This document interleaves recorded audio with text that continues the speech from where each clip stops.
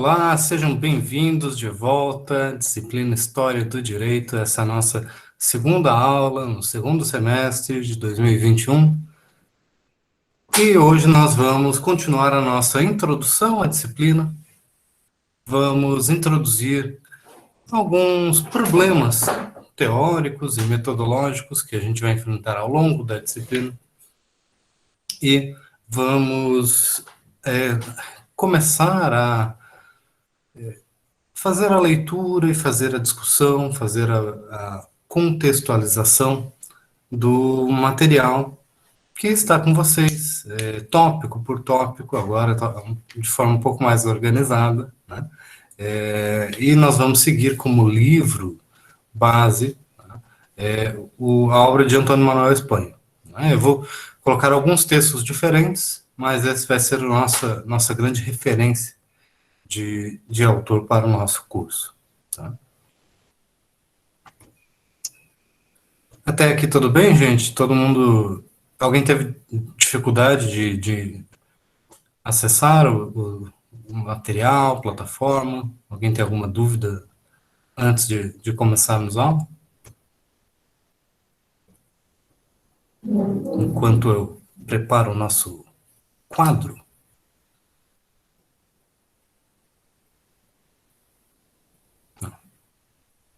Aqui está. Gente, vamos lá.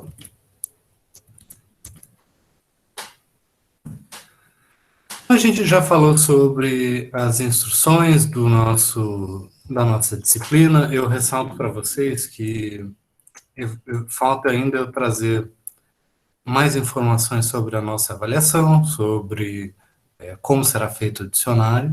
Então, eu acho que eu vou gravar um vídeo extra, tá? Talvez ali, sexta-feira, não sei, algum dia desses eu vou gravar algum material extra para vocês, explicando mais detalhadamente a avaliação, e aí vocês também confiram aí, vejam se vocês estão conseguindo acompanhar no canal. Eu já postei a aula da semana passada, e talvez valha a pena vocês acompanharem também por ali.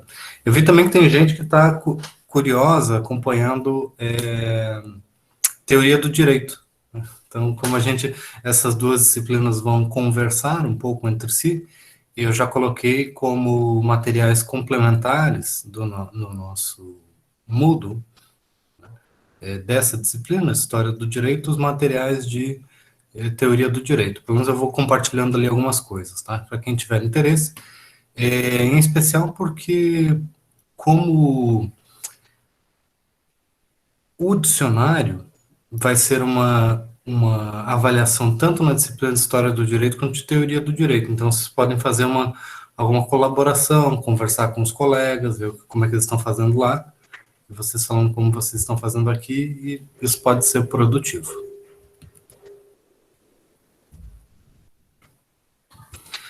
Bom, na semana passada, nós já abordamos, pelo menos inicialmente, os principais pontos do primeiro texto que eu passei para vocês, Antônio Manuel Espanha, que introduz, né, a forma como a disciplina História do Direito geralmente é estudada, é ensinada para os alunos da graduação de Direito.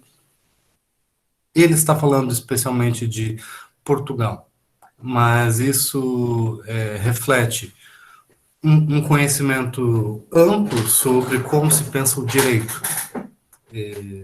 No mundo moderno, tá, a gente compartilha muito dessa tradição do ensino jurídico, e Espanha era alguém que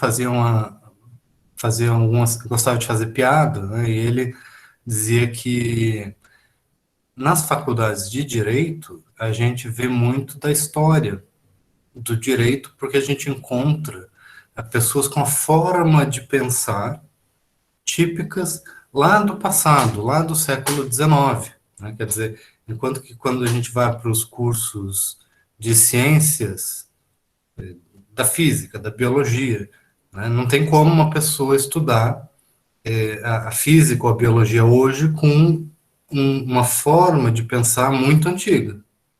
Essas ciências demandam, né, um tipo de raciocínio que passou por um processo de modernização, né, durante o século XX.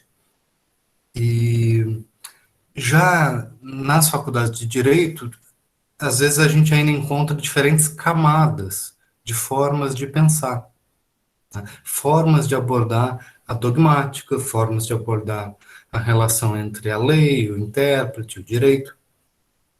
E ele usava essa piada para apontar essa questão de que as formas de se pensar o direito, elas não são interrompidas de uma hora para outra, a partir de eventos históricos. Então não é porque o Brasil declarou a independência de Portugal que a forma de se pensar dos juristas portugueses e dos juristas brasileiros rapidamente mudou de maneira radical, não é mesmo? Não, e aí a gente deve aplicar isso para todas as coisas que a gente for observar na nossa história do direito.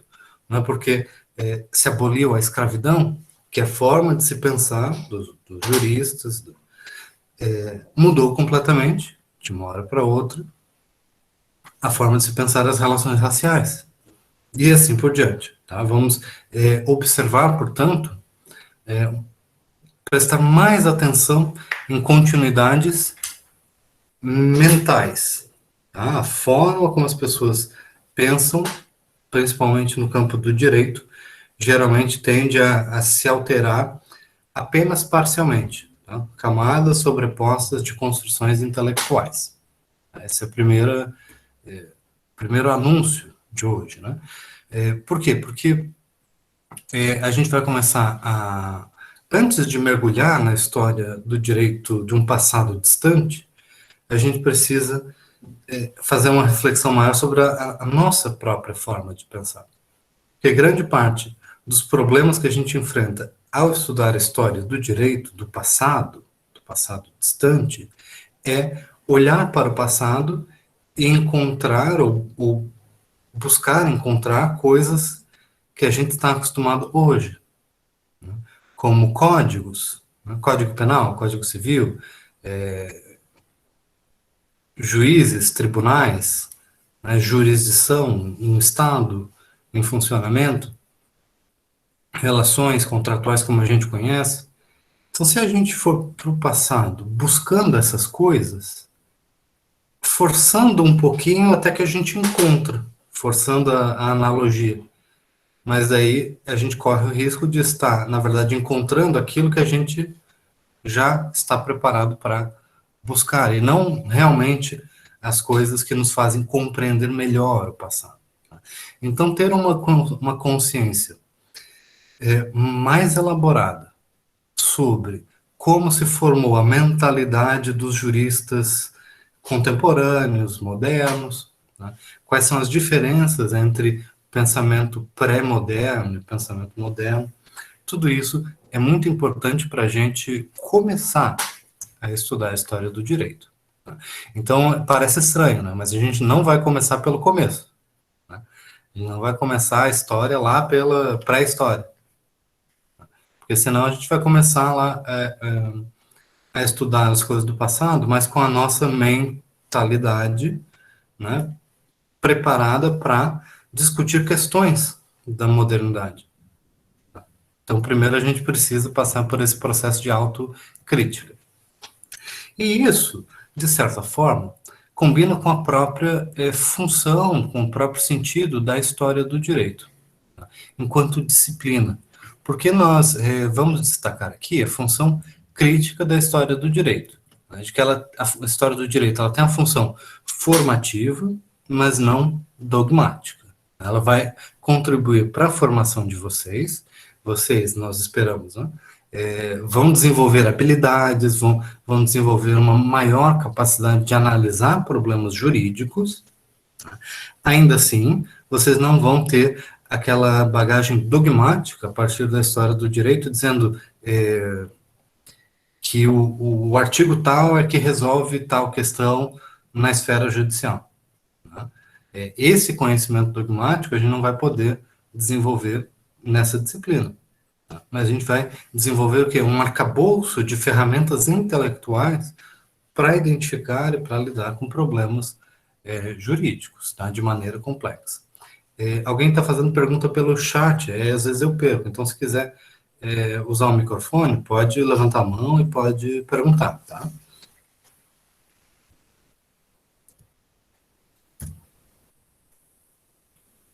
Pode falar, Rafael.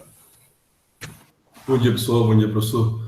Professor, quando o senhor fala de filosofia, de história do direito, o objeto de estudo da disciplina vai ser apenas a história da filosofia do direito, da formação das ideias do direito, ou episódios factuais que envolvem o direito?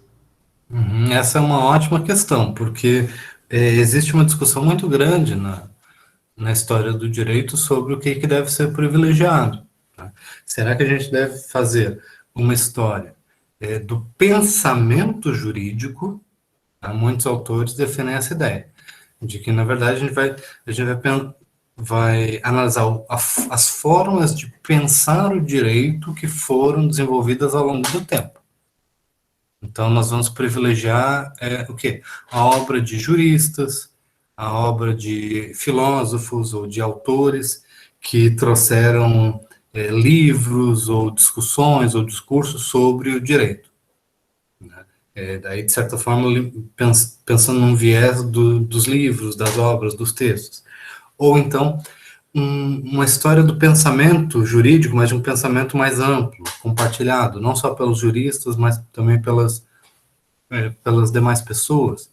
Ou então nós podemos pensar assim, uma história cultural do direito, a cultura jurídica, de como que todas as pessoas envolvidas com o direito, seja o camponês, que tem uma visão de mundo sobre o que é o certo, o que é o errado, quais são as posições de hierarquia da sociedade, por que ele está lá embaixo, na hierarquia, né?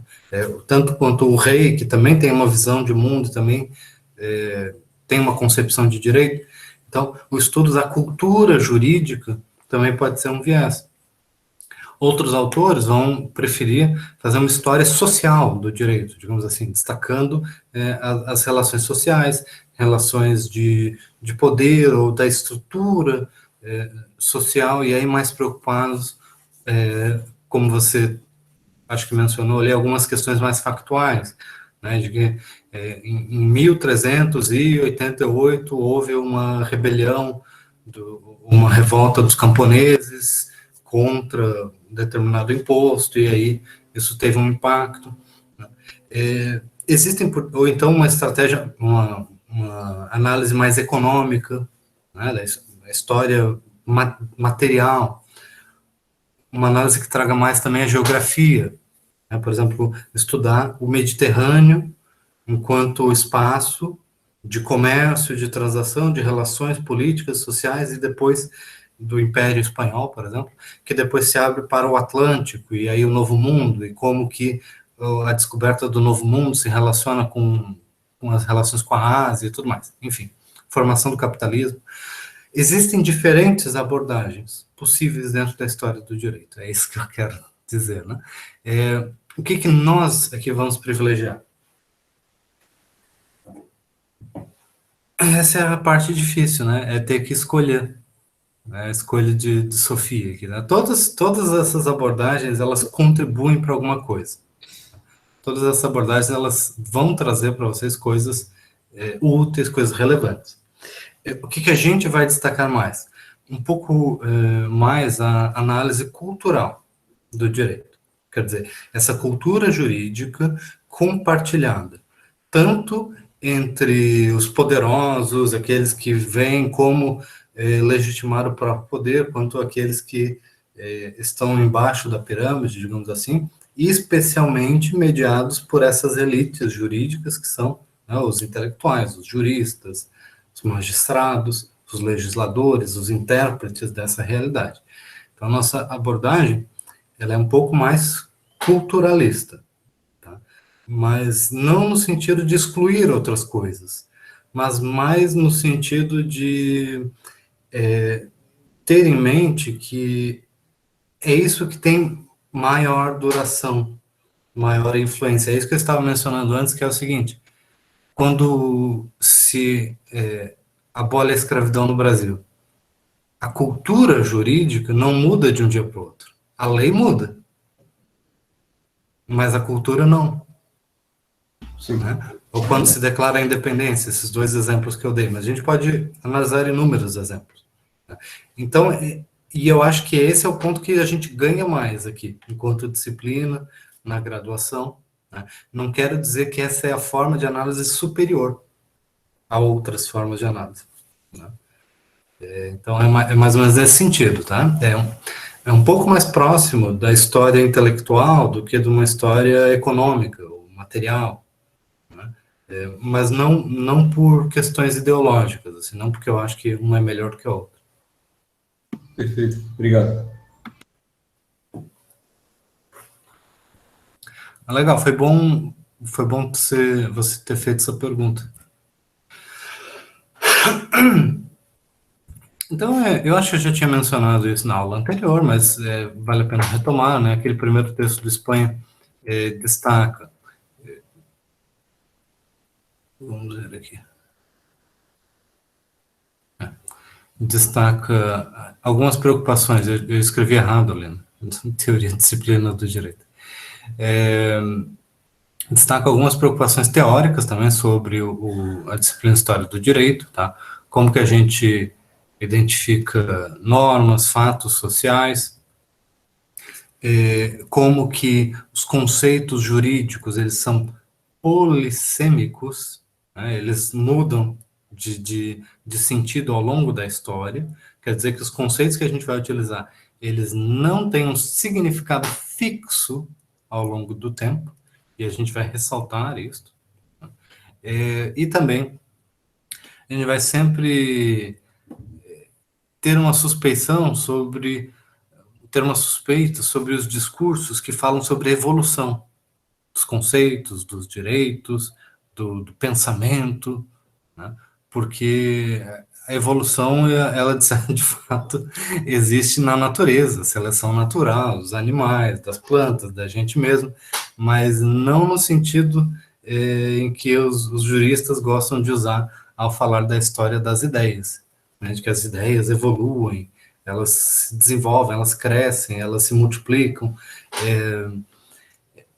Então, a gente tem que ter um certo ceticismo em relação a essa ideia de que lá no passado se inventou uma determinada ideia e ela vem evoluindo ao longo da história. A gente já falou também, né, rapidamente, sobre o papel tradicional do discurso jurídico erudito, tá, de que eu mencionei para vocês que o direito é um sistema de legitimação, e a história do direito, o discurso sobre a história do direito pode servir também como um discurso de legitimação, né, desse mesmo sistema. A ideia de que a gente vai determinar, em razão da história, por que o nosso sistema jurídico é o melhor, por que ele possui uma legitimidade superior. E aí essas origens históricas, elas podem servir, né, de legitimação, porque ele vem há muito tempo, ou porque ele é mais racional e assim por diante. Eita, vamos lá. E aí, para encerrar, caminhando para o encerramento desse primeiro texto, trouxe algumas citações que a gente pode mencionar aqui. Que é a história. Mais do que descrever, cria. Tá? Essa frase é bastante importante, porque ela, metodologicamente, é muito relevante. Tá? Então, a gente vai superar qualquer expectativa de que a gente tem a capacidade de observar as coisas como elas são imediatamente. Tá? Como eu mencionei, acho que eu já mencionei para vocês, ou acho que para outra turma. Se vocês olharem pela janela, vão ver lá o horizonte. É uma linha reta. Se vocês olharem com seus próprios olhos, vocês vão concluir que a Terra é plana. Mas olhar com os próprios olhos, imediatamente, sem mediação de ferramentas intelectuais, não é fazer uma análise aprofundada da realidade. Esse é o primeiro passo, que é o conhecimento na modernidade, ele é contra-intuitivo. A gente olha o Sol, ele vem de um lado, vai para o outro. Então, intuitivamente, né, o Sol gira em torno da Terra. Então, quando a gente olha as coisas imediatamente, a gente tem uma percepção da realidade. Mas essa percepção, ela não pode ser a base de um conhecimento complexo, de um conhecimento que se propõe a fazer uma análise profunda da realidade. Por isso que toda ciência moderna, todo pensamento científico moderno, ele é contraintuitivo, ele não parte daquilo que a gente toma como óbvio, como garantido. Pelo contrário, ele começa a questionar o óbvio. Se vocês lerem Descartes, né, que é um grande filósofo desse pensamento moderno, que se baseia na dúvida, você vai começar a questionar as coisas mais óbvias. Tanto que você lê Descartes e está questionando se o mundo externo existe. Será que não é tudo uma construção da minha cabeça? Isso é uma coisa meio estranha, né? Chama solipsismo na filosofia. Mas é parte de uma aplicação ampla do método do ceticismo, da dúvida, à análise dos fatos do mundo. Então, a nossa análise de história do direito, ela é influenciada por essa tradição filosófica. Quer dizer, que nós temos que duvidar das coisas, metodicamente. Não é duvidar assim a troco de nada, né? Ah, não sei se isso aí é verdade, e aí se contentar com a dúvida, não é isso. Né? Não é simplesmente, não sei se eles falam aí que aquecimento global, eu não duvido. Não é simplesmente duvidar. Né? É questionar as coisas, né, de forma aprofundada e tentar, a partir desse método de questionamento, construir um conhecimento ativamente sobre a realidade. Um conhecimento que vai ser sempre provisório, que vai estar sempre aberto à crítica e vai sempre poder ser atacado, né, numa sociedade aberta por outras pessoas que vão também aplicar outras formas e outros métodos de construção do conhecimento. Tá?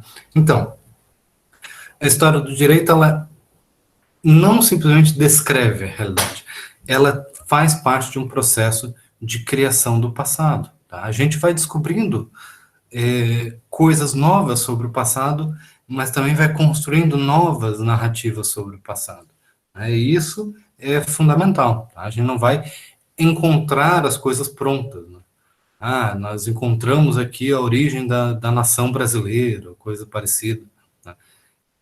Todas essas visões sobre o passado, elas são construídas no presente. A gente se conecta muito fortemente com o passado dessa forma. Tá? Então, a gente também vai sempre tomar cuidado com conceitos assim, como o espírito nacional, né, cultura política do Brasil, né, como que é o pensamento brasileiro. Não sei. Né? Vamos sempre ter que ter um passo atrás com ideias muito grandiosas. Né? Só porque nós precisamos reconhecer que existe toda uma tradição própria disto. Quer dizer, muitos dos nossos autores, quando a gente vai ver no passado, a nossa literatura, justamente dedicou muito tempo a esse tipo de análise. Peraí.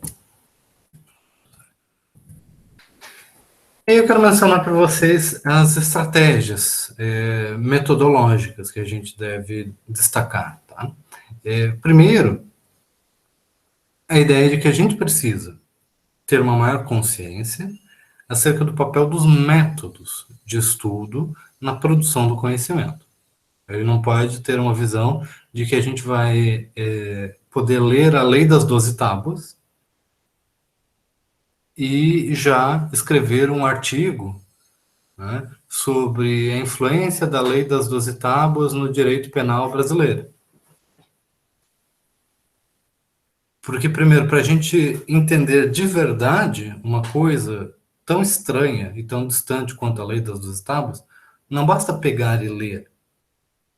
Porque pegar e ler a Lei das 12 Tábuas é como olhar para o horizonte e ver, tentar entender a forma da Terra. Não é que a gente não deva ler por conta própria, o professor está dizendo que não. Não, não é isso, entendeu? Mas vocês podem ler tudo, vocês podem averiguar tudo por conta própria, isso também faz parte de um certo elemento lúdico da gente se desafiar e buscar, por conta própria, ter autonomia no nosso estudo, no nosso conhecimento. Só porque existem claros limites para esse pensamento mais, como é que a gente pode dizer assim, autodidata. Né? A gente precisa reconhecer os desafios metodológicos de entender o passado e usar o passado para construir um conhecimento útil para a gente, tá? Para a compreensão do passado ou para o nosso próprio desenvolvimento intelectual. Tá? Então, o primeiro ponto ressalta-se a ideia de consciência metodológica, e um outro elemento fundamental é destacar que o direito ele estará sempre inserido em uma sociedade. Então nós vamos ter uma concepção de direito que é centrada na ideia de sociedade, centrada no... E sociedade não é uma coisa bem definida. A gente não sabe onde que começa e onde termina. Tá? A gente não sabe, por exemplo, se a gente fala assim, a sociedade brasileira hoje e a sociedade brasileira de 100 anos atrás. Todo mundo vai dizer assim, são coisas diferentes, mas a gente dá o mesmo nome. Então, o que conecta uma coisa com outra? Sociedade é um termo bem amplo, tá? Mas ainda assim é um termo necessário para a gente trabalhar a história do direito, porque das alternativas, talvez a melhor. Tá? Digo isso porque, por muito tempo, os juristas trabalharam o conceito de direito ao longo da história como parte, por exemplo, de um progresso moral, né? Ou um progresso intelectual, ou um conflito de ideias boas, ideias ruins, e aí as ideias boas vencem as ideias ruins, e a gente chega num futuro melhor, digamos assim, através do debate histórico. E isso é algo que vai muitas vezes mais nos atrapalhar do que nos ajudar. Nós vamos estar conectando sempre o discurso jurídico com a sua própria sociedade.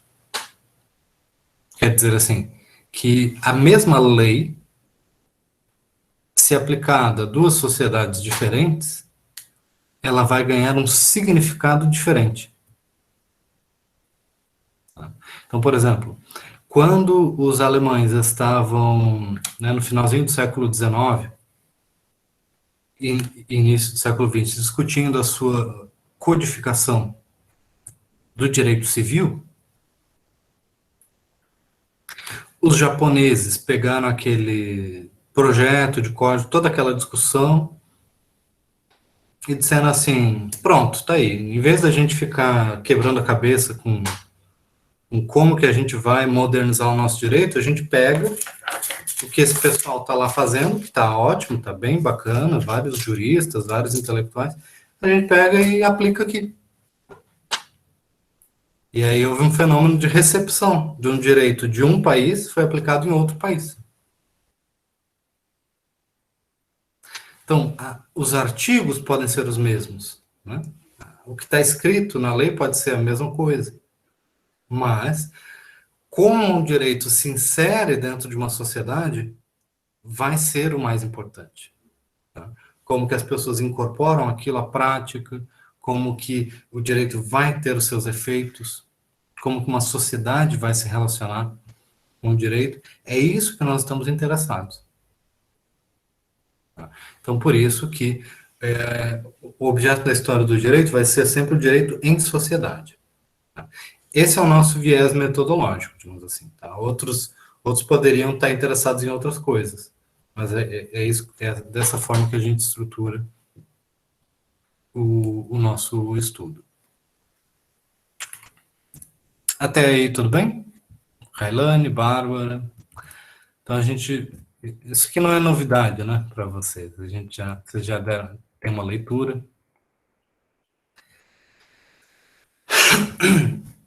E agora, eu quero destacar também, e aí já entrando no segundo texto, que fala sobre a importância de se fazer essas distinções entre modernidade, pré-modernidade e pós-modernidade. Tá?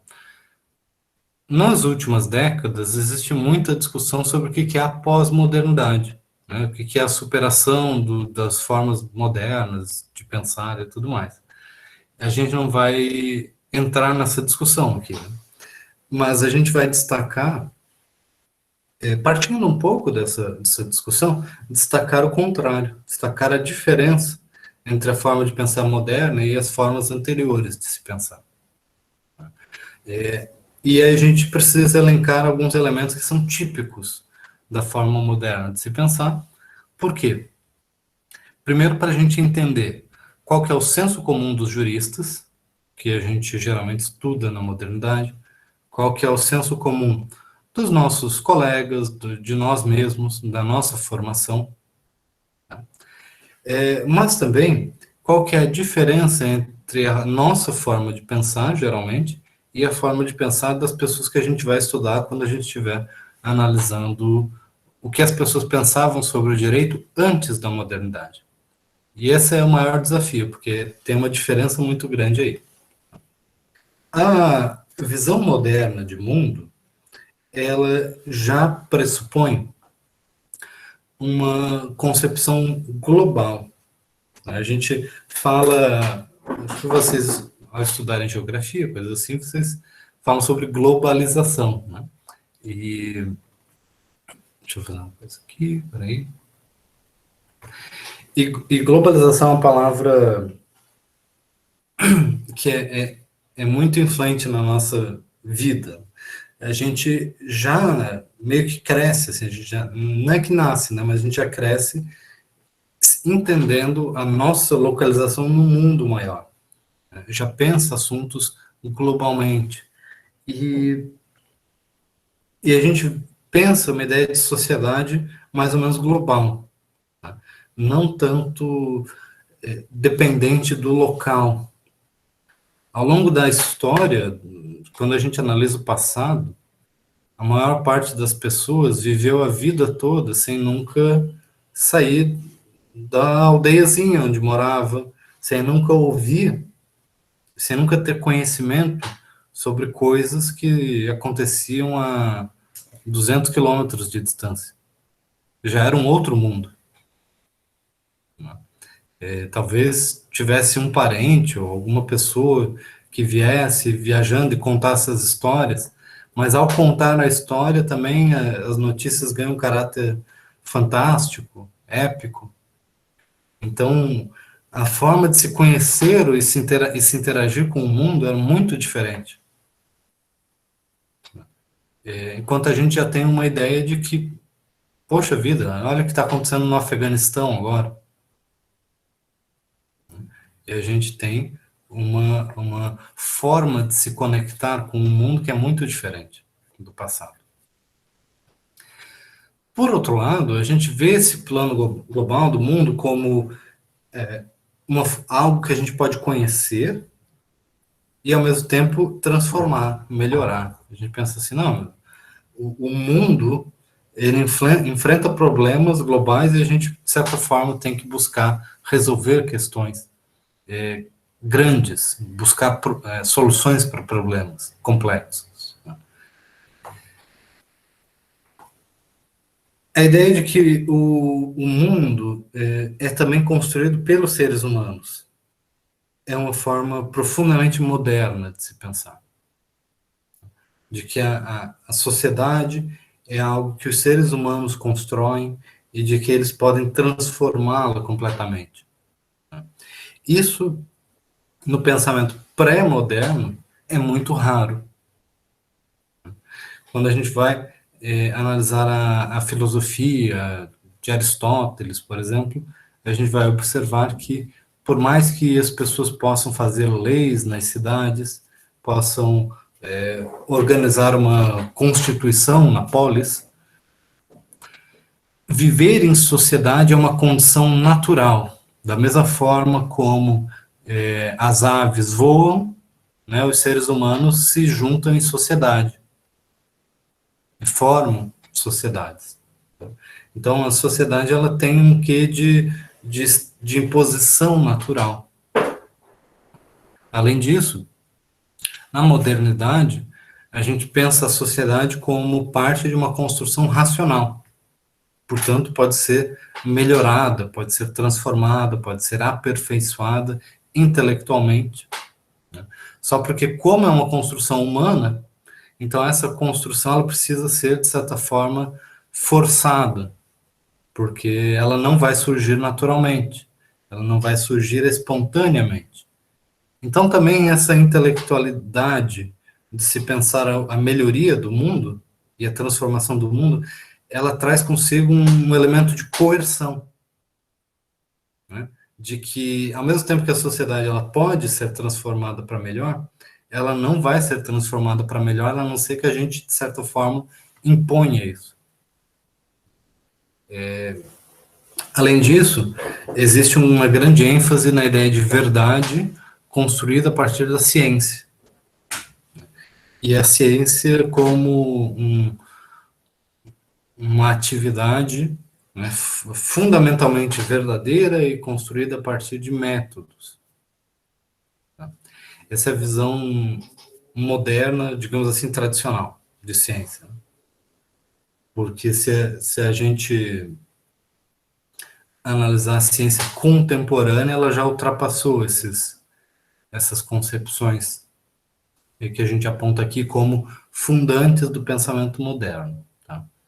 Por isso que se discute muito hoje pós-modernidade. Mas a gente precisa entender melhor esse ponto. Tá? Essa crença de que é possível determinar a verdade através da ciência é uma crença que se conecta muito com o modelo de se pensar pré-moderno, que se vinculava à verdade através do dogma da religião. É meio que uma substituição do pensamento religioso agora para a ciência como uma forma de revelação da verdade. Enquanto que hoje, se a gente observar o funcionamento da comunidade científica, dos experimentos, é algo muito menos revelador de uma grande verdade, muito mais tentativa, erro, né, construção incremental de conhecimentos provisórios.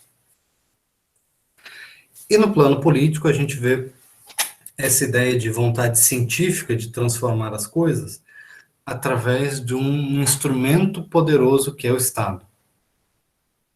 Então, a ideia de que, por exemplo, a gente pode transformar os costumes, os hábitos, melhorar a nossa sociedade através da lei. Isso é um consenso, de certa forma, compartilhado até pela maioria das pessoas. Então, por exemplo, a gente vê uma discussão, nós queremos que as pessoas comecem a respeitar os direitos humanos. Nós queremos que as pessoas, que as mulheres não sejam assediadas na rua, que uma pessoa não seja oprimida por outra. Então, o que as pessoas demandam? Nós queremos que uma lei organize o poder do Estado para fazer sofrer, né, para prender, para punir aquela pessoa que está oprimindo a outra. Então, a gente vê, né, e isso é muito consensual, é muito uma crença compartilhada, de que o Estado, enquanto um instrumento coercitivo, ele tem um papel na transformação da sociedade para o melhor, digamos assim. Estou destacando isso não para dizer que isso é verdadeiro ou falso, mas para dizer que isso que a gente toma como óbvio não era uma crença existente na pré-modernidade, na maioria das situações. Então, essa ideia de que a gente pode fundamentalmente transformar a sociedade, né, através de elementos do Estado e através de uma concepção científica de sociedade, é alguma coisa tipicamente moderna, que não se encontra tanto no passado.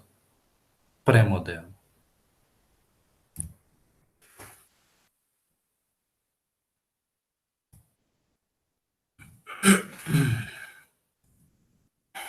Esse aqui eu deveria ter separado em dois slides, ficou muita coisa. De qualquer forma, logo no início do segundo texto do Espanha, a gente tem uma reflexão muito rica e muito densa, né? De certa forma baseada numa leitura muito extensa que esse autor tem, né? Sobre diversas discussões em teoria social, em antropologia, coisa que até mesmo quando eu li pelas primeiras vezes, eu não tinha muita bagagem para pegar toda a discussão teórica que ele está trazendo. Eu estudei na graduação com uma versão anterior desse livro. O que eu disponibilizei para vocês é uma edição um pouco mais atualizada. E aqui nós temos, logo no início desse capítulo, uma discussão sobre a forma de se pensar a sociedade, que foi estudado por teóricos, foi estudado por antropólogos, que fizeram uma análise profunda de como que os intelectuais, como que as pessoas que descrevem a sociedade mudaram a sua forma de pensar, mudaram a sua forma de descrever o mundo. E como que isso está profundamente conectado com a emergência de estados nacionais. Então, um dos principais elementos, vou destacar aqui, para a gente poder conversar melhor. Um dos principais elementos que separam o fenômeno da modernidade da pré-modernidade é a emergência dos estados. Tá? Estados nacionais, estados modernos, estados dotados de uma burocracia, tá? Que possuem um aparato hierárquico, coercitivo, capaz de cobrar tributos, capaz de dominar uma população, capaz de manter um exército, capaz de deter uma autonomia jurídica, não respondendo a ninguém. Tá? Então, estados soberanos. Esse fenômeno de emergência dos estados soberanos é algo muito marcante, ele tem um impacto muito grande na forma de se pensar dos intelectuais. Por isso, o Espanha menciona esse livro que é Sing Like a State. É um livro que é muito interessante. Depois eu fui estudar esse livro e traz uma coisa que é óbvia depois que a gente percebe, mas antes de... eu tirei o slide. Depois eu boto de volta. Se a gente analisar na Idade Média, e tentar imaginar como que um rei governava Portugal, Castela, Inglaterra, ou Congo, como que os governantes, né, buscavam governar um território, um povo, a gente precisa perceber coisas óbvias como, por mais inteligentes que eles fossem, por mais sábios e tudo mais que eles fossem, eles não faziam ideia de qual era o tamanho da sua população, de qual era o tamanho do seu território de verdade. Eles não tinham nenhum mapa muito bom, capaz de realmente descrever a realidade. Eles não tinham elementos básicos para ver a realidade política, socioeconômica, né? Mais ou menos a gente hoje, cancelando o censo de 2020, a gente, ao fazer isso, reduz a capacidade do Estado brasileiro de governar. Porque a gente reduz a capacidade do Estado de conhecer a realidade socioeconômica do Brasil. A gente não sabe. A gente não sabe desde 2010 para cá se as populações, né, saíram dos centros urbanos e foram para o interior, ou se foram do interior para os centros urbanos, ou a gente simplesmente se cega, né, ao não ter um censo. Então, como que a gente vai desenvolver políticas públicas, né, de saúde, de assistência para a população, de educação e tudo mais, né? O governo brasileiro, ele decidiu que não vai saber das coisas. Até porque o governo não quer governar, né? É uma peculiaridade, talvez, da pós-modernidade, que é contemporânea. Mas, do mundo pré-moderno para o mundo moderno, a gente vê esse contraste de que antes as pessoas não tinham como ter a menor ideia de coisas que a gente hoje considera básicas para governar uma sociedade. Então, elas tinham que governar com base mesmo em doutrinas morais, em percepções mais genéricas sobre o que um governante deve ser. Ele deve ser sábio, deve ser bondoso, ele deve fazer isso ou aquilo. E assim, todas as outras pessoas compartilhavam de visões de mundo baseadas nessa enorme limitação de se conhecer coisas que hoje a gente aprende na escola, né? De geografia, de história, de elementos básicos do funcionamento da sociedade. E o desenvolvimento dessas técnicas de conhecimento do mundo político, econômico, social, foram conhecimentos desenvolvidos na modernidade. Tá? A criação de censos para se conhecer bem a população, a criação de mapas, de uma cartografia detalhada. Veja, eu não estou dizendo que não existiam mapas antes, que não existiam que não existia esse tipo de preocupação, mas que isso era raro, isso era muito menor, isso tinha um papel muito pequeno dentro da forma como se pensava as coisas. Depois eu vou destacar para vocês, por exemplo, que na Roma antiga eles tinham censo. Tinha inclusive o cargo de censor, preocupado em saber o patrimônio das famílias, quanto que eles tinham de dinheiro, porque eles podiam cobrar os impostos, né? E quantas pessoas que tinham ali para fazer o alistamento militar. Então, Roma, em certos aspectos, ele tinha alguns elementos que parecem um Estado, né, muito mais desenvolvido do que a gente vê em outros lugares, ou na Idade Média. Né? Mas ainda assim não é o Estado moderno que a gente vai estudar na modernidade. E aí eu vou dar um exemplo assim muito que nos é muito familiar, apesar de ser muito estranho, que é quem foi que pensou, onde é que estava com a cabeça a pessoa que teve a ideia de transferir a capital do Brasil para o meio do nada? Vamos levar essa pergunta a sério. Literalmente, onde é que estava com a cabeça? Estava com a cabeça no mapa. Entenderam o que eu quis dizer?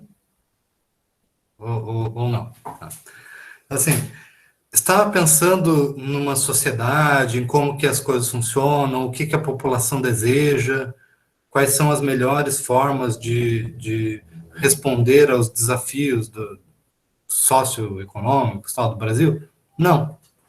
Pegou o mapa do Brasil e disse assim, o Estado, ele deve controlar todo esse território. Então, para o Estado controlar todo esse território, o que é melhor? É melhor que a capital esteja bem no meio. Se a capital estiver bem no meio do mapa, aí ele vai conseguir dominar todo aquele território, de forma também a estar protegido de qualquer invasão, de forma a também não ter que responder à população. Se tiver alguma rebelião, se tiver alguma revolta popular, a capital está protegida porque está longe do povo. E aí pode reunir o exército e ir lá e tomar de volta uma província, uma região que se rebelou contra o Estado. Está entendendo o que eu estou dizendo? Tá? Então, as pessoas, na modernidade, os intelectuais, os políticos e até as pessoas comuns, elas começam a pensar a realidade político, social, econômica, através de uma ótica estatal. Tá? Então, achar que você colocar a capital no meio do território é pensar como se você fosse o Estado. Tá? E isso é extremamente, profundamente marcante na construção intelectual das teorias jurídicas modernas. Quando a gente vê que boa parte das teorias são pensadas a partir do viés do Estado, pensadas com o Estado no centro da discussão. Né? Então, assim como eu falei que a nossa disciplina, a História do Direito, ela tem que estudar o direito como um fenômeno que tem a sociedade no centro, né? Agora eu vou dizer que, na modernidade, boa parte dos juristas pensam, né, o direito com o Estado no centro. E não só o direito, a política, a economia, todas essas áreas do conhecimento muitas vezes são pensadas através do viés do Estado. Seja para construir, seja para destruir também. Né? Esse é um viés, digamos assim, da modernidade. Tá? Alguém quer fazer uma pergunta?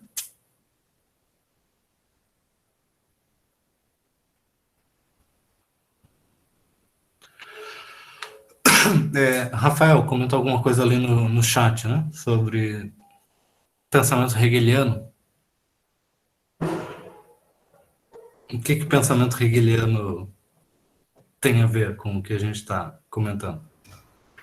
O modo como o Estado se sobrepõe e ocupa a cosmovisão da contemporaneidade.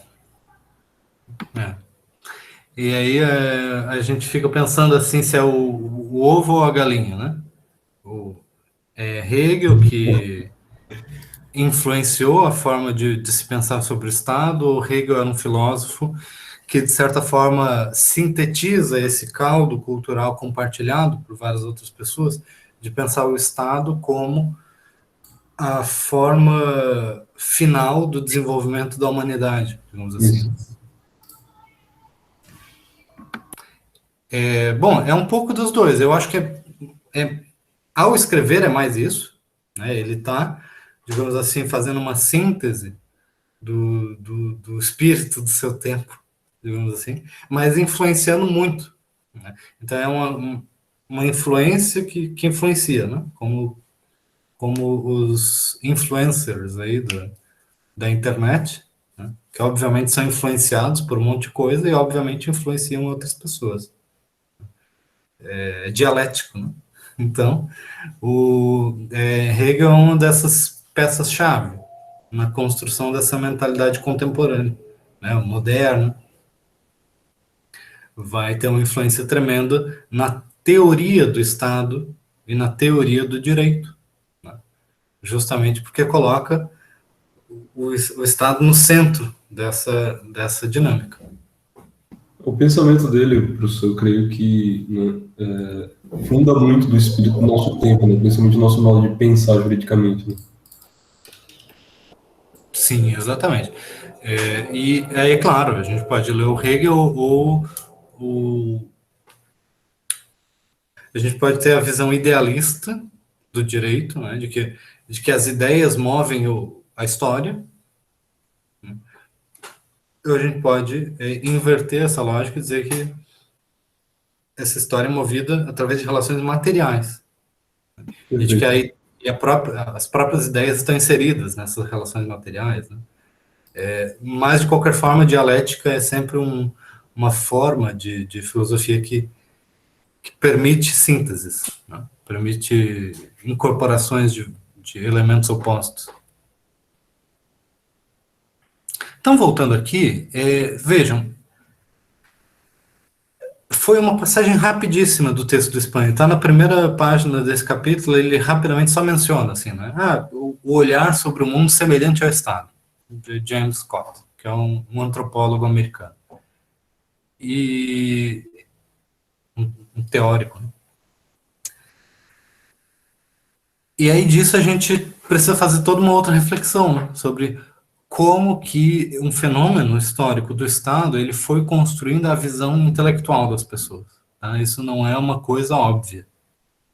Tá? Claro, agora que a gente discutiu isso, vocês conseguem ver. Né? Bom, tem influência hegeliana, tem influência de vários outros elementos aqui, influência dos desenvolvimentos tecnológicos, tá?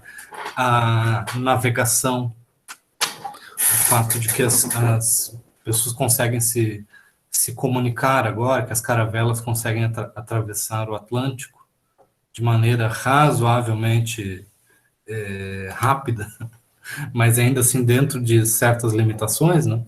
Quer dizer, uma coisa que acontecia no Brasil demorava 3 meses para se ter notícia em Portugal. Né? Como que você governa uma sociedade assim? Você governa com um sistema colonial, marítimo, descentralizado, né? Porque uma coisa que, digamos assim, que demora um mês do porto no Brasil para chegar em Lisboa, através da conexão marítima. Mas demora 6 meses para do porto no Brasil chegar no interior do Brasil. Então, as conexões marítimas, por exemplo, é que vão destacar como que vai funcionar no Império Português. Por quê? Por uma questão de conhecimento. Você não tem como conhecer o que existe no interior. Por isso as bandeiras, né, as expedições. Então, a limitação do conhecimento ela vai determinar muito a forma de se pensar o governo, a sociedade e o direito. Tá? E aí a segunda metáfora importante para entender a modernidade, além desse olhar e pensar como Estado, é a ideia de que os intelectuais, eles muitas vezes atuam de, por tipos diferentes, por estereótipos diferentes. A gente pode descrever o estereótipo do intérprete e o estereótipo do legislador, enquanto o intelectual. Né? O que isso quer dizer?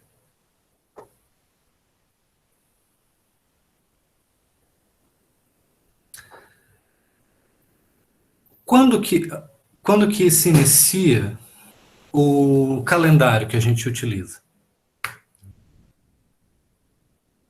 Nós falamos assim, tal coisa aconteceu tantos anos antes de Cristo, aí tantos anos depois de Cristo. A data de início, o marco inicial, ele foi determinado através de uma escolha arbitrária de pessoas? Sim ou não?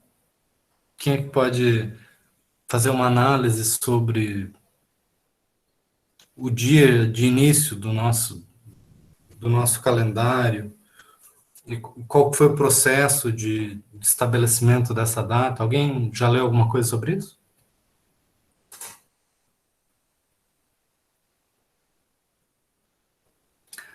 De qualquer forma, vou reformular a questão.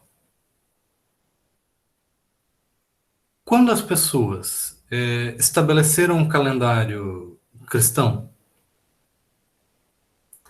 elas disseram para as outras pessoas assim: nós decidimos escolher tal data, tal dia e tal hora como data de início do nosso calendário, ou elas disseram assim: nós estudamos muito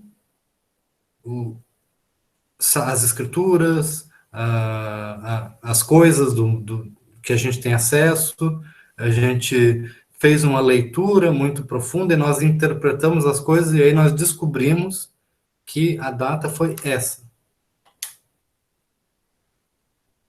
Está entendendo as duas formas de se falar sobre o assunto? Não? Acredito que a primeira opção, uma imposição.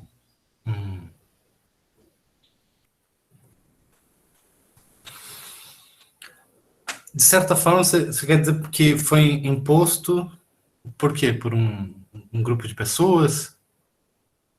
Um grupo dominante, um pensamento dominante da época. João Pedro, Bom dia, professor. bom dia.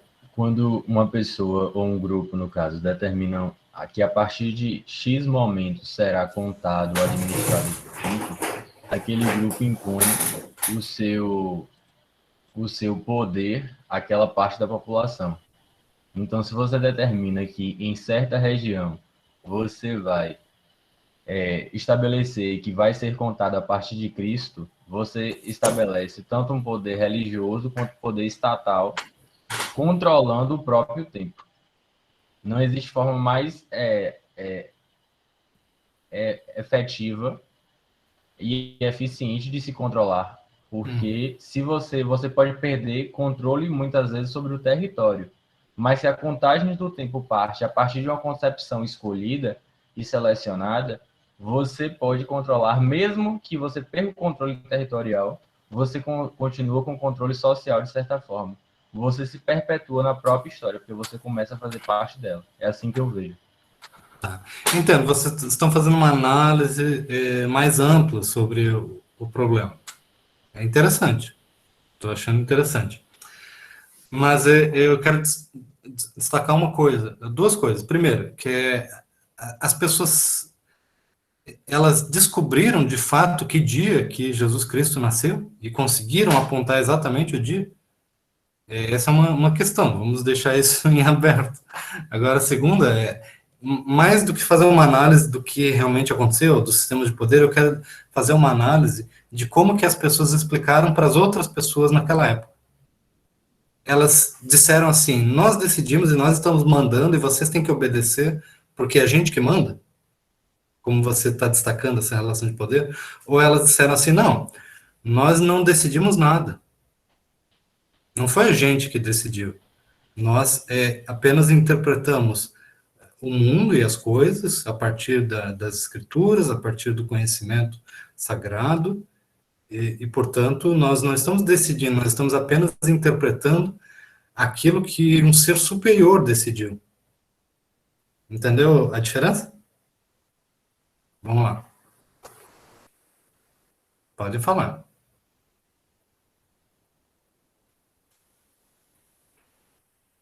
João Pedro, Rafael, quem mais?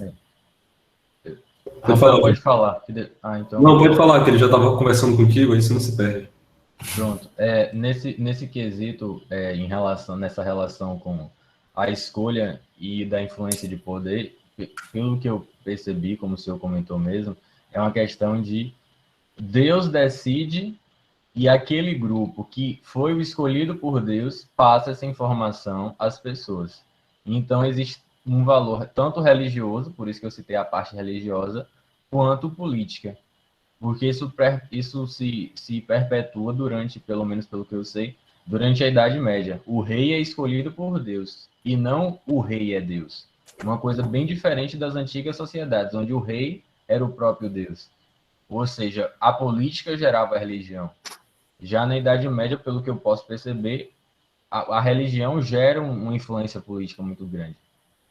Principalmente depois dos pontos onde se determinou a união da igreja com o Estado, pelo menos pelo que eu li, assim, a relação muito intrínseca entre um ponto e outro, entre uma sociedade, entre uma organização social, que era a igreja, e outra, que era o Estado, o reino, o feudo, seja como for.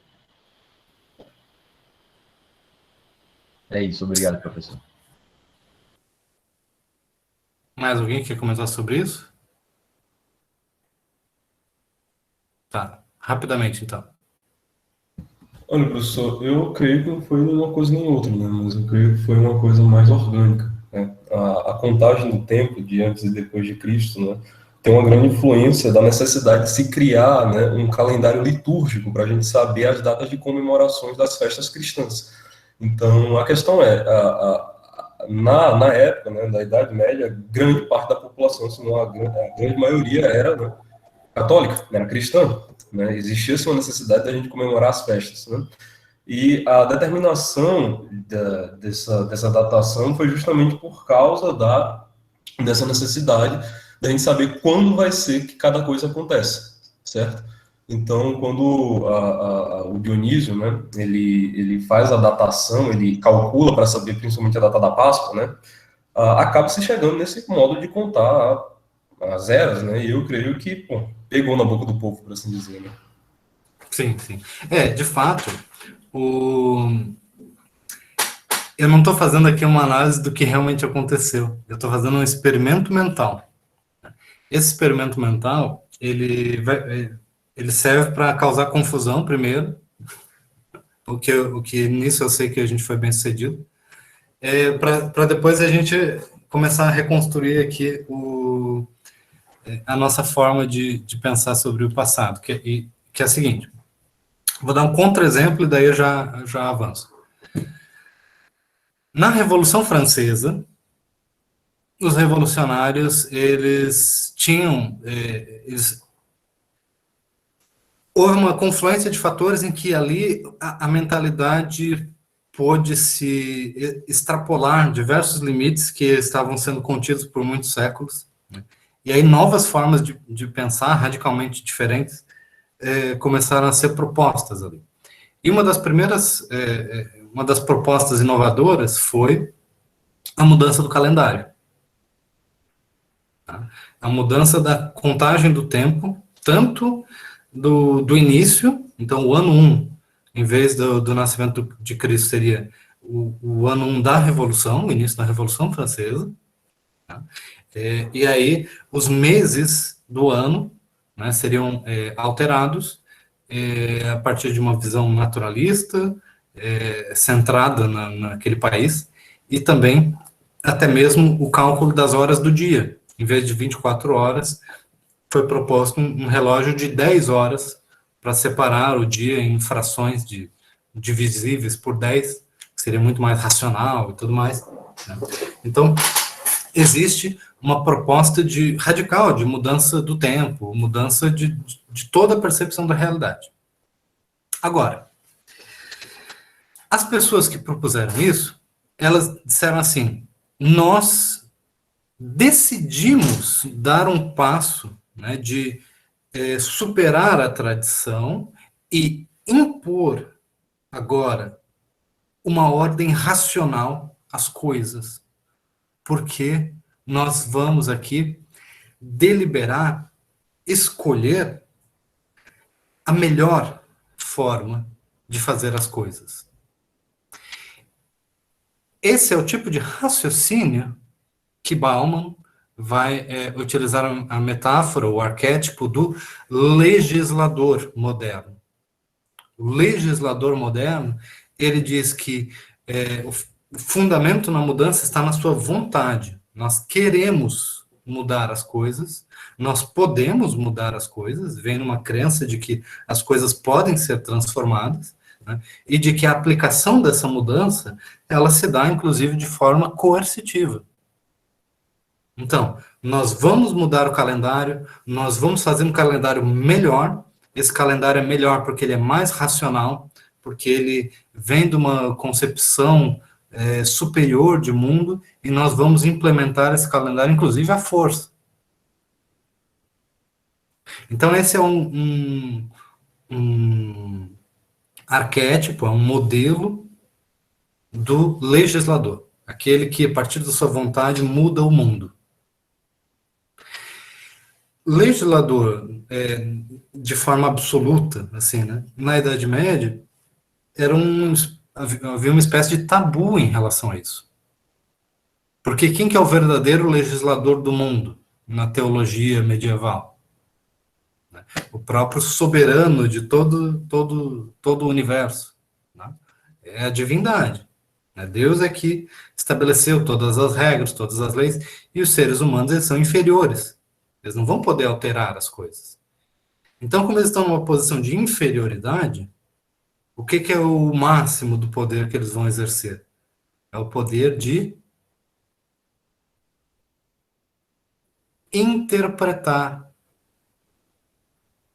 as leis divinas. não de legislar, não de a partir da sua vontade racional de transformar o mundo e as coisas, estabelecer uma mudança na ordem social. Perceberam agora a diferença? Então, nada daquilo que eu falei sobre o calendário cristão e tal, nada daquilo importa. Não estava falando sobre o evento real. Eu estava falando sobre fazendo um experimento mental para a gente discutir formas de pensar.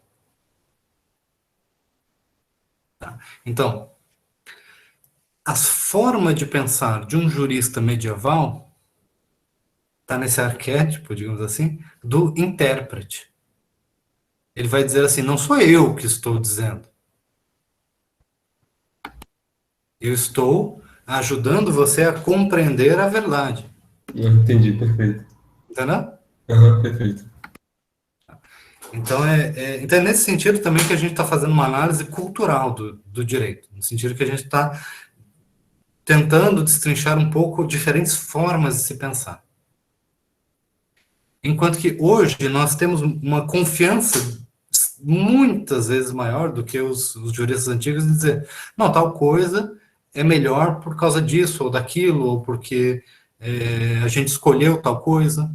Tá? Então, hoje, vocês podem entrar num movimento social, num partido político, fazer uma campanha de projeto de iniciativa popular de lei para mudar as coisas. E de onde que vai vir a legitimidade de mudar as coisas? Você vai dizer assim, não, nós somos o povo, a população, isso é democracia. Então, numa democracia, o povo pode escolher mudar tal coisa e tal coisa. Essa forma de pensar, ela não fazia sentido. Não é que não existia, não sei o quê. Não fazia sentido no mundo, naquele outro contexto, naquela outra forma de... Entendeu? Então, esses são os tipos de fronteiras mentais que a gente precisa destacar aqui. Como é que a gente fala o seu nome? Erlis? Puder comentar no... Acertou, acerta. Exatamente. Legal. Vamos lá. Então, você comenta que é como se tivesse uma hierarquia de pensamentos de ordem variada. O que você quer dizer com isso? Vamos lá. Tipo um exemplo, no medievo, a filosofia dominante era a filosofia cristã. Que, por sua vez, eu não sei se por ordem a religião determinava a filosofia, mas acredito que em alguns momentos a filosofia determina a religião dominante, e a partir daí a religião determina como vai ser a estrutura do Estado, da política. E a política determina o direito e o pensamento social.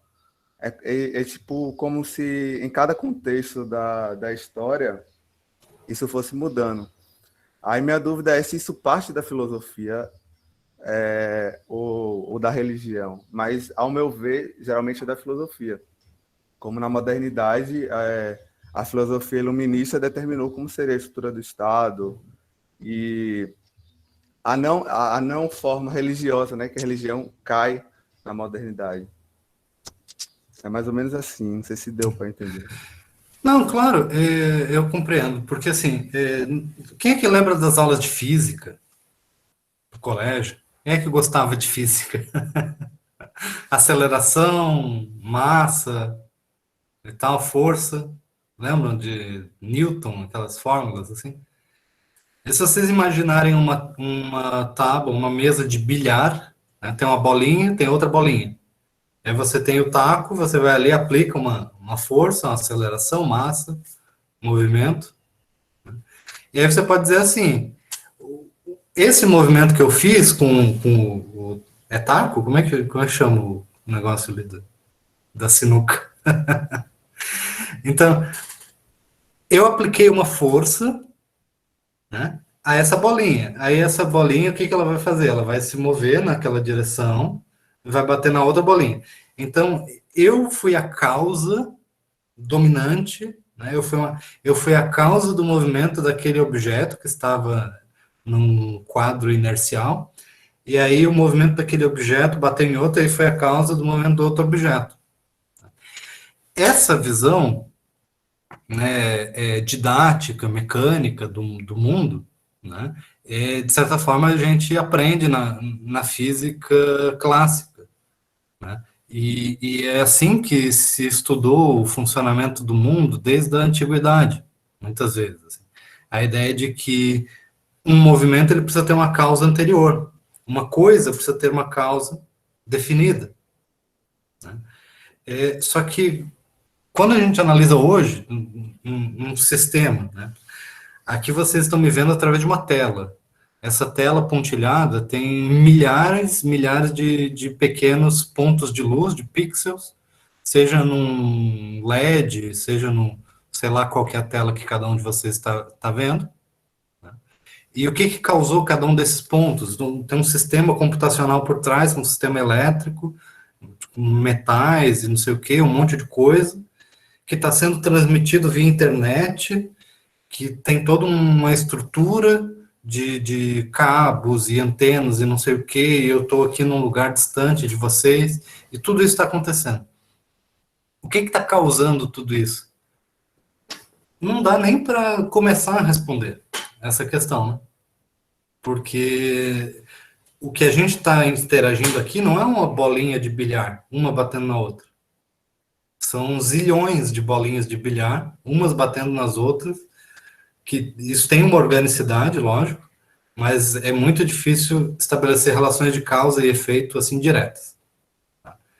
Estou fazendo uma analogia enorme aqui para dizer que a gente está acostumado a pensar a história das ideias, dos conceitos, como se fosse aquela física mecânica clássica, de uma bolinha bate na outra e diz assim, como você mencionou, talvez a filosofia determine a religião, e aí, por sua vez, a religião determina o Estado, como se fosse uma bolinha batendo na outra, e essa bolinha batendo na outra. Entendeu?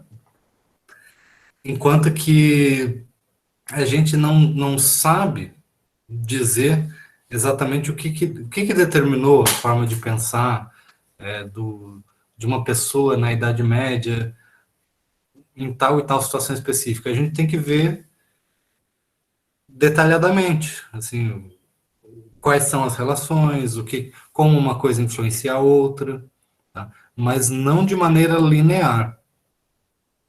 Tá? Porque a gente, não tem como estabelecer essas relações de forma linear. Tá?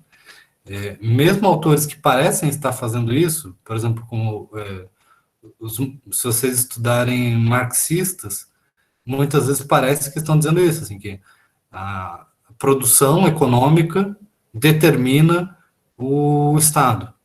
Né? Então, o modo de produção capitalista determina o funcionamento dos Estados. Até às vezes se fala dessa forma, mas o modo de produção é uma coisa extremamente complexa, que está determinando uma outra coisa, que é o Estado, que é outro emaranhado de coisas, e essas coisas vão se relacionando mutuamente. Não é uma linha reta entre uma coisa e outra. É mais uma rede de relações. Então, mesmo numa teoria que se propõe a ser determinista, o pensamento moderno ele não consegue mais ser determinista assim.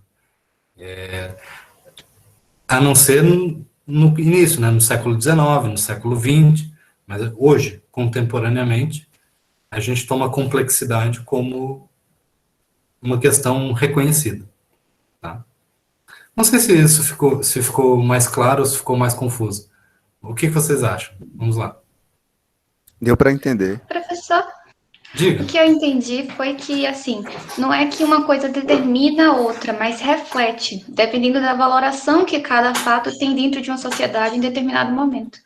Como o Harris colocou, eu achei a colocação dele bastante interessante aqui, o comentário, uma hierarquia de pensamentos quer dizer uma valoração de instituições diferentes no contexto.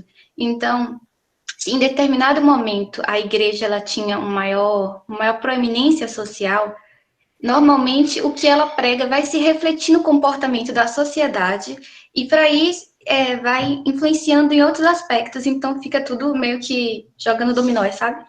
Tudo acerta. É isso. Isso. Não, legal. E assim, ó, eu não estou dizendo que a gente não pode identificar hierarquias concretas, né? Porque de fato existiam. Então, assim, estamos analisando, num contexto específico, nas cruzadas, determinada decisão de, em vez de saquear um lugar, saquear outro, ir para Constantinopla e pilhar a cidade. A gente pode observar em determinados contextos o militarismo ou a busca por vantagens econômicas suplantou a piedade, a rigidez religiosa, a disciplina em tal questão. Aí, em outra, por que o Papa tomou tal decisão em tal contexto perante um determinado rei? Foi porque ele... Não, às vezes era uma questão de fé mesmo. Aí, às vezes, tinha uma questão ali mais material. Aí vai depender do contexto, de como que a gente identifica, né, esses inúmeros fatores atuando em conjunto, e aí a gente vai propor uma interpretação para aquela situação. Quer dizer assim, Henrique VIII, quem é que conhece a história do Henrique VIII, suas 6 esposas? Ele casa com uma princesa, aí a coisa não funciona muito bem como ele esperava, mas ele não consegue o divórcio, porque é um conflito dentro do mundo católico, aí ele decide romper com o catolicismo, criar a própria igreja e tudo mais. O que foi o fator decisivo ali? Era o amor? Era o dinheiro? Era a fé? Era o pensamento político? A gente não tem hoje como simplesmente dizer, existe uma resposta para todas as situações, que a gente sabe que o dinheiro sempre determina tudo. Às vezes é muito tentador, né, usar esse viés. Porque, no fundo ali é tudo quer dizer dinheiro, né? Porque foi para pegar o dinheiro dos monastérios e das coisas assim, da igreja. Essa é uma explicação global que geralmente é boa. A gente está acostumado com isso, né? A gente pode dizer assim, tal lei passou porque, né, afinal de contas, rolou um dinheiro ali por trás. Mas nem sempre é assim, né? Até mesmo nós, na nossa vida, a gente se motiva por dinheiro, mas nem em tudo. Então, mesmo, não existe uma explicação global para toda a história, para todo mundo, para todos os contextos. Por isso, a metodologia da história do direito vai ser interpretativista. Quer dizer assim, a gente vai analisar um caso e vai propor interpretações. E aí eu vou dizer assim, não, a minha interpretação é de que Henrique VIII ele tinha determinados objetivos políticos do Estado inglês ou coisa assim, de consolidação de uma dinastia, então ele queria um herdeiro tal e tal. Então a minha interpretação é essa. O que você acha? Aí tem uma pessoa que estudou as cartas e os diários de Henrique VIII, ele vai dizer assim, não, eu encontrei aqui no diário dele, de data de não sei quando, esse pensamento que ele dizia assim, não, que ele estava apaixonado pela mulher tal e tal. Então, quer dizer que a sua interpretação sobre a teoria do Estado e tal, talvez precise ser moderada, porque também existem elementos sentimentais, também existem, entendeu? E aí vai ser um outro intérprete e a gente vai discutir as diferentes interpretações. Daí lembrando, né, a gente não está revelando uma verdade, a gente está construindo conhecimento sobre o passado. Então, esse conhecimento ele é construído através dessas interpretações sobre o passado. Agora, dizer que a gente está construindo interpretações não quer dizer que é um vale tudo. Não quer dizer que qualquer coisa pode ser criada sem nenhum apego a evidências, a método, a seriedade e a abertura à crítica, entendeu? Então, essa é a grande diferença de uma abordagem interpretativista e dos tios e avós ou conhecidos de vocês em grupos de WhatsApp que vão dizer que todo mundo tem a sua interpretação e pronto, né? E aí cada um vive num mundo mental separado. Não é exatamente isso. Né? Eles comentam no chat, Freud diria que, por conta do sexo, surgiu o anglicanismo, né? Em outras palavras, está dizendo que, em vez de pensar o dinheiro como interpretação global, em vez de pensar a realidade material da produção, né, a gente pode também pensar a sexualidade, né? Através de um viés psicanalítico, digamos assim, né? Ou pelo menos é o que é até é meio que uma piada, mas a gente entende, né? Que é isso, assim, diferentes aparatos metodológicos vão nos sugerir diferentes interpretações. Mas qual que é a interpretação melhor? Só dá para saber olhando, testando, interagindo, tá? A gente não vai saber de antemão. Entenderam? Essa é a grande diferença. Como é que está o nosso horário de aula? É 10h40 o nosso limite? Acho que é, né? Então, já vamos caminhando para o encerramento, tá? Sessão solene de encerramento. Mas antes, vou destacar aqui aquilo que eu tinha mencionado antes, tá? Quando a gente teve a nossa conversa sobre calendário e tal, né, todo objeto da nossa discussão era entender o arquétipo desse intelectual que influencia o pensamento jurídico até hoje, tá? E que pode ser pensado nessa ideia de legislador. Tá? Porque os intelectuais no direito, e em outras áreas também, né, mas no direito isso é bem forte, geralmente têm uma autoconfiança muito grande. Tá? Isso é uma coisa particularmente influenciada pela profissão jurídica, né? Porque se vocês forem advogadas, pegarem uma causa e utilizarem um método interpretativista, cético no tribunal, exercer excelência. A gente sabe se tal coisa ocorreu? É impossível determinar. Então, nós temos que, né, analisar diferentes ângulos e ver que a verdade é alguma coisa socialmente construída e tudo mais. Você vai perder a ação. Simplesmente assim, você não vai prosperar. Por quê? Porque na profissão de advogado, você tem que tomar um lado e tem que dizer, o meu lado tem razão, e eu tenho certeza disso. Por isso que uma peça acusatória do Ministério Público, se ela for baseada em dúvida, ela é completamente inválida. Ela tem que ser baseada em convicção. Eu tenho certeza que essa pessoa é culpada porque ela cometeu esse crime, cometeu outro crime, e deve ter cometido outros crimes ainda que eu nem sei, mas deve ter cometido. Porque é uma parte do processo. E a outra parte tem que dizer, não, o cliente é completamente inocente, ele não fez nada e tudo mais. A coisa completamente escabrosa da nossa realidade é que, por muitos anos, o jornal entrevistava o membro do Ministério Público como se fosse assim a verdade, né, sendo dita. Sendo que o direito, ele diz que não é a verdade que ele tem que dizer, ele tem que dizer todas as convicções possíveis do crime, porque se ele disser que ele não sabe, se você não sabe se uma pessoa é culpada ou inocente, então ela é inocente. É assim que funciona o sistema processual penal, né? Então, a nossa profissão, ela nos incumbe de uma enorme autoconfiança. Quem não é muito confiante não prospera na nossa profissão. Então, a gente anda pelos corredores da faculdade de Direito, ou pelo menos a gente andava, né? Agora a gente anda só virtualmente. E a gente vê pessoas extremamente confiantes naquilo que elas acreditam. Não, realmente eu sei e tudo mais. Isso traz até um ar de autoridade ou de autoritarismo em relação a outras áreas, ou em relação ao próprio uso do conhecimento. Tá?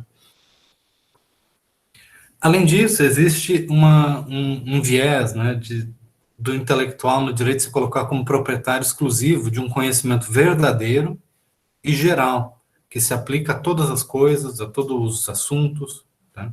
Então, ele pode falar de medicina, de geografia, de história, de tudo. Então, enorme confiança de que ele tem conhecimento verdadeiro sobre todas as coisas. Conhecimento que não está localizado e não depende de fatores. É é sobre a natureza, sobre a sociedade, sobre a moral, essa visão de conhecimento universal, tá? É muito forte na formação intelectual, tá? Da gente, de maneira geral.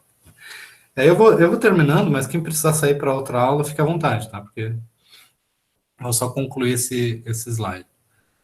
E lembrem-se de acompanhar no canal, quem perder uma aula, ou quem tiver que pegar só pela metade, aí entre no YouTube e procure as nossas aulas que estarão lá gravadas, tá? O intelectual, o legislador, ele é agressivamente cego em relação a acordos normativos pré-existentes ou abordagens alternativas à estrutura social estatal, tá? Olha lá. Existe um consenso muito grande nesse estereótipo de que o direito, ele tem a ver com essa legislação, jurisdição estatal. Qualquer coisa que não venha disso, seja uma comunidade tradicional, seja um hábito, seja uma prática minoritária, aí isso é visto como inferior, irrelevante. Então existe ou as pessoas são invisibilizadas, ou você nem fala sobre isso, ou quando fala para deslegitimar. Tá? Então, os exemplos de comunidades ciganas, comunidades indígenas, vários tipos, várias formas que não são dominantes em sociedade, ou são tomadas como se não existissem, ou são simplesmente deslegitimadas por não serem compatíveis com esse modelo dominante. Esse intelectual ele é capaz de reafirmar a ordem das coisas. Então, se vocês perguntarem para um intelectual desses, né, que povoou o mundo, por que as coisas são assim? Eles têm muitas respostas para afirmar por que o direito de hoje diz tal coisa, por que a propriedade é assim, por que os contratos são assim, por que o direito penal é assim. Então, existem muitas razões para afirmar a ordem. Existem muitos motivos para explicar por que as coisas são do jeito que elas são. E por que as coisas, do jeito que elas são certas. Então, existe esse viés, né, de justificação da ordem entre a nossa formação intelectual moderna.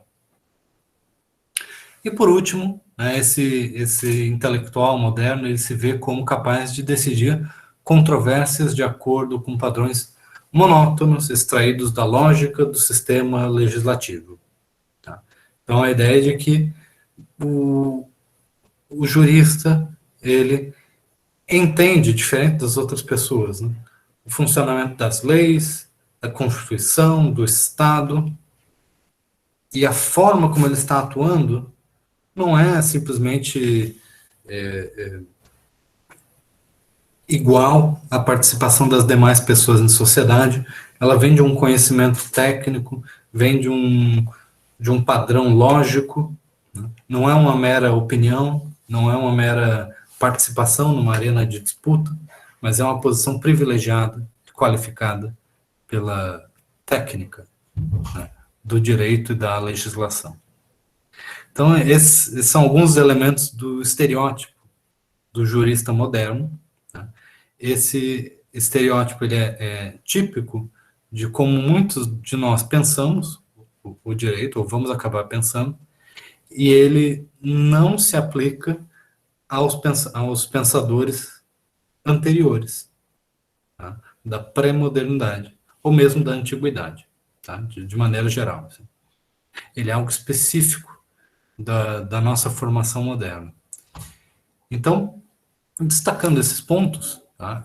Espero que a gente possa, na próxima aula, mergulhar nessa história do passado distante, tá? Da antiguidade.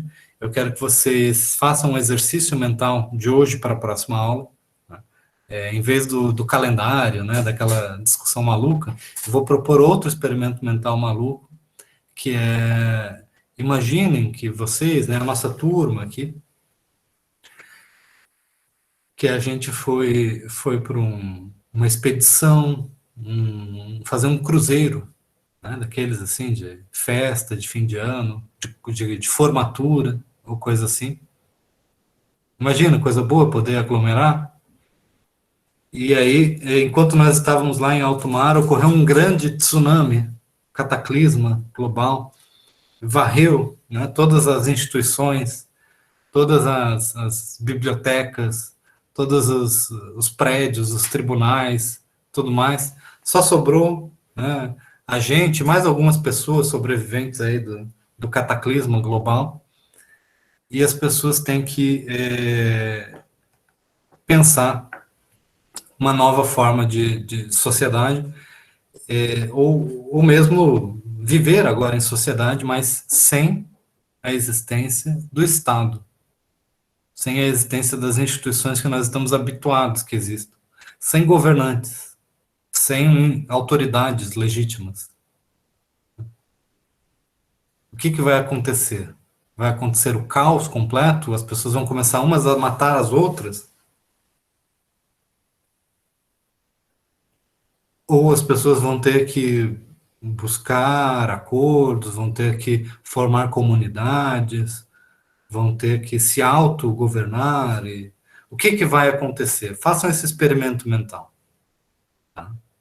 Porque o resultado desse experimento mental vai apontar certos pressupostos sobre a natureza humana, sobre como a gente acha que as pessoas irão se comportar, como que a gente acha que a sociedade vai se organizar. Tá? E aí a gente retoma isso na próxima aula. Tá bom?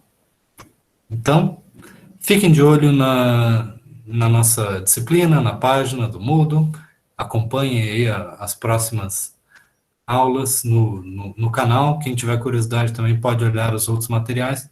E até semana que vem.